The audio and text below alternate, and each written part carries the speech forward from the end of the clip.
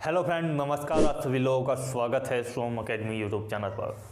दोस्तों, UP BEd सत्र 2020-22 के लिए एडमिशन की प्रोसेस लगभग अंतिम चरण में है और डायरेक्ट एडमिशन की प्रक्रिया फिलहाल चल रही है। जिन लोगों ने एडमिशन ले लिया है या जिन लोगों को अभी एडमिशन लेना है, उन लोगों के लिए सब्जेक्ट कॉम्बिनेशन की काफ़ी ज़्यादा डिमांड आ रही थी कि बीएड सब में आपके जो 2 सब्जेक्ट चॉइस वाले होते हैं वो कौन कौन से सब्जेक्ट चुने जाएं। और साथ ही साथ काफ़ी लोग मेरे ऐसे भी हैं जिन्होंने काउंसलिंग कराई और उनको उनका मनपसंद कॉलेज नहीं मिला है, तो उनके 5,000 रुपये जो हैं वो रिटर्न्स होंगे और वो कब तक होंगे और क्या उसके लिए प्रोसेस रखी जाएगी। साथ ही साथ स्कॉलरशिप के संबंध में भी आपको जानकारी दी जाएगी कि किन लोगों की स्कॉलरशिप आने के महत्वपूर्ण चांस हैं और क्या आपको इसके लिए रणनीति अपनानी चाहिए कि आपकी फॉर्म में कोई गलती ना हो। इसके लिए क्या क्या आपको सुधार फिलहाल की कंडीशन में करा लेने चाहिए ताकि आपकी स्कॉलरशिप आने के प्रबल चांस बन सकें। तो यहाँ पर यदि बात की जाए, सबसे पहले शुरुआत करते हैं आपके सब्जेक्ट कॉम्बिनेशन के बारे में कि सब्जेक्ट कॉम्बिनेशन कैसा आपका होना चाहिए। तो देखिएगा, बीएड में मुख्य रूप से आपके जो हैं 4 वर्ग रखे जाते हैं। पहला वर्ग है जिसकी सबसे ज़्यादा सीटें रहती हैं, सबसे ज़्यादा स्टूडेंट्स आप बोल सकते हो, आर्ट वर्ग होता है। दूसरा होता है आपका साइंस वर्ग और तीसरा आपका होता है यहाँ पर कॉमर्स का और चौथा आपका होता है यहाँ पर एग्रीकल्चर का अर्थात एजी का। अब यहाँ जो ज़्यादातर स्टूडेंट्स रहते हैं वो साइंस और आर्ट के स्टूडेंट्स रहते हैं, तो यहाँ पर केवल 2 सब्जेक्ट को आपको जो है चॉइस करना होता है और इसमें से जो चॉइस करने वाले सब्जेक्ट हैं उसके लिए क्या कॉम्बिनेशन बनना चाहिए, क्योंकि 4 सब्जेक्ट जो होते हैं वो आपके जो है कंपलसरी होते हैं। तो कंपलसरी सब्जेक्ट तो सभी के लिए अनिवार्य होंगे ही। तो चॉइस वाले सब्जेक्ट में आप देखिएगा क्या क्या ले सकते हैं। देखिएगा, कोई सी भी आप एक लैंग्वेज ले सकते हैं। यदि आपने बीए वगैरह कुछ किया है तो कोई सी भी एक लैंग्वेज ले सकते हैं। इसमें क्या है, आपकी हिंदी है, इंग्लिश है और आपकी जो है यहाँ पर उर्दू है या फिर आपकी जो है संस्कृत है। तो 4 लैंग्वेज है, कोई सी एक लैंग्वेज आप यहाँ पर चॉइस कीजिएगा। तो एक सब्जेक्ट आपका ये बन जाता है।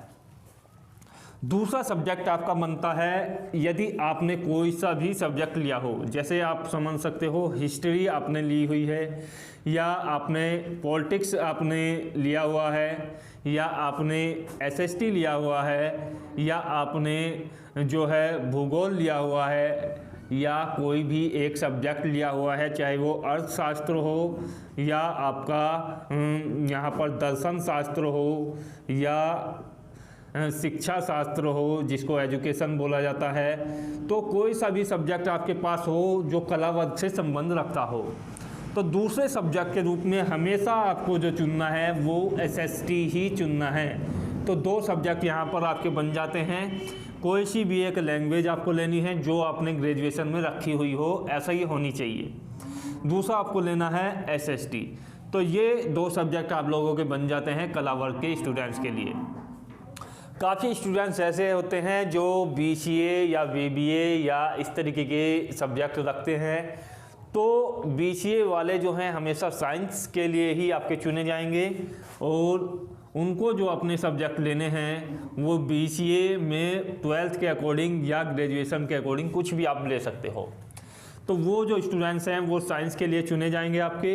तो यहाँ साइंस में जो सब्जेक्ट होते हैं, एक तो जिन लोगों के पास ग्रेजुएशन में या मैथ है तो वो तो अपना एक सब्जेक्ट के रूप में मैथ चुनेंगे, या ऐसे हैं जिनके पास बायो है तो वो बायो चुनेंगे ग्रेजुएशन के आधार पर, या जिनके पास कंप्यूटर साइंस है अर्थात सीएस है तो वो सीएस चुनेंगे।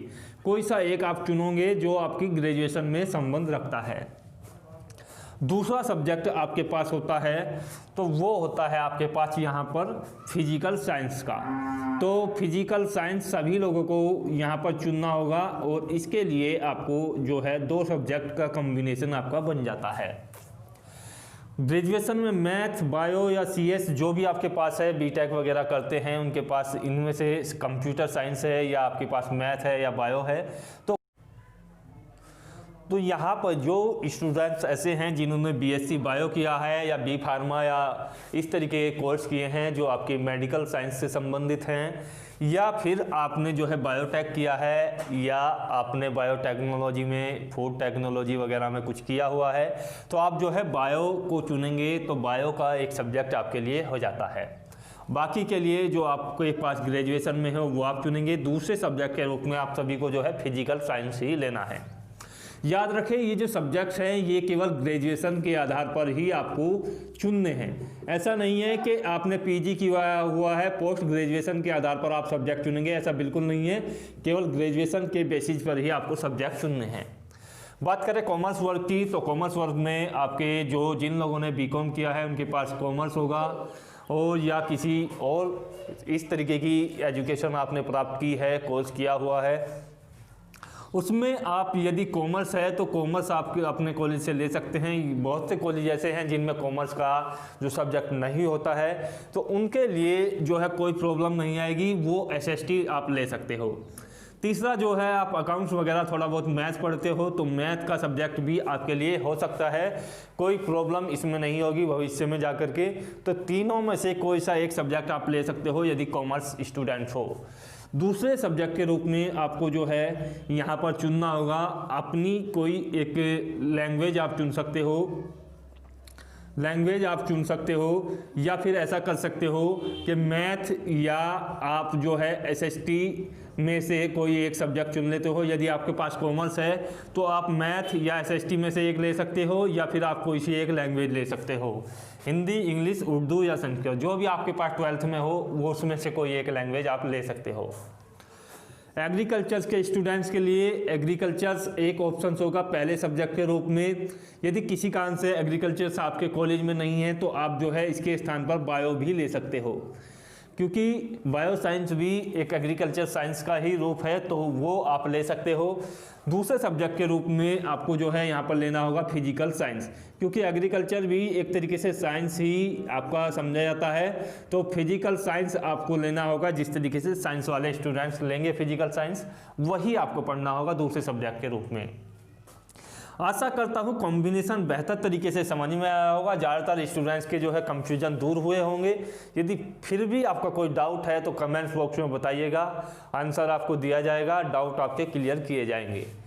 5,000 रुपये की वापसी के बारे में यदि बात की जाए कि कब तक आपके वापसी होंगे, तो पिछली बार जो है 3 से 4 महीने का आपको टाइम मिला था, लेकिन इस बार आपका जो लखनऊ यूनिवर्सिटी को प्रक्रिया करा रही है, तो संभावना यही है कि जनवरी 2021 में आपका जो रिटर्न का ये 5,000 रुपया है ये आपके अकाउंट में आ आएगा केवल उसी अकाउंट में जो आपने काउंसलिंग के समय आपने जो फोटोकॉपी लगाई थी अकाउंट की, या जो भी अकाउंट आपने दिया था उसी में ये 5,000 रुपया रिटर्न होगा। जनवरी में आपका हो जाएगा। स्कॉलरशिप की यदि बात की जाए तो स्कॉलरशिप के लिए कोई परसेंटेज किसी प्रकार की रिक्वायरमेंट आपकी नहीं है, लेकिन स्कॉलरशिप में आपको जो है 3 बातें यहाँ पर मुख्य रूप से ध्यान रखना होगा। नंबर 1 बात है कि आधार आपका जो है सही होना चाहिए। आधार आपका सही होना चाहिए। मोबाइल नंबर जो आपका करंट में चल रहा है वो आधार से लिंक होना चाहिए। यदि किसी का ऐसा नहीं है तो तुरंत करा लें। दूसरा ये है कि इनकम सर्टिफिकेट आपका प्रॉपर रूप में नया होना चाहिए। तो नया इनकम सर्टिफिकेट आपका होना चाहिए और उसमें जो आपकी आय है वो 2 लाख से कम आपकी होनी चाहिए। 2 लाख से कम आपकी होनी चाहिए तो आपका हो जाएगा। आपका जो अभिभावक है वो गवर्नमेंट एम्प्लॉय ना हो, अर्थात गवर्नमेंट जॉब में ना हो, तो आपकी हो जाएगी। तीसरी महत्वपूर्ण बात यह है कि आपको जो है कॉलेज के अनुसार ही आपका फॉर्म भरना है। जो कॉलेज से पहले आपको जांच पड़ताल कर लेनी है कि इसमें कितनी फीस आपकी भरी जानी है और किस तरीके से आपकी भरी जानी है, तो वो कॉलेज के अनुसार आपको भरना होगा, तो आपकी स्कॉलरशिप आने के चांसेस बन जाते हैं।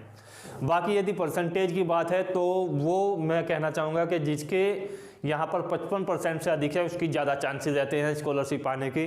तो दोस्तों आशा करता हूँ वीडियो बेहतर लगा होगा तो शेयर कीजिएगा। जय हिंद, धन्यवाद, जय भारत।